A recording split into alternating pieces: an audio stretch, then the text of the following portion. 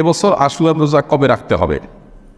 এই বছর অর্থাৎ 2024 সালে আশুরা রোজা রাখবো আমরা এই যে আসসালামু আলাইকুম রহমতুল্লাহ। প্রিয় দর্শক শ্রোতা, আজকের এই ভিডিওটি খুবই গুরুত্বপূর্ণ। আমরা মুসলমান হওয়া সত্ত্বেও অনেকেই জানি না এখন মহররম মাস চলতেছে এবং মহররম মাসের কিছু দিন আছে খুবই ফজিলতপূর্ণ গুরুত্বপূর্ণ দিন, বিশেষ করে আশুরার দিন। এই দিনের রোজা রাখার খুবই ফজিলত রয়েছে।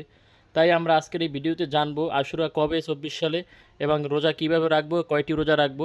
প্রিয় দর্শক, পুরো ভিডিওটি দেখলে অনেক ফায়দা হবে। দেখার জন্য সকলকে অনুরোধ রইল। আসসালামু আলাইকুম। এবছর আশুরা রোজা কবে রাখতে হবে?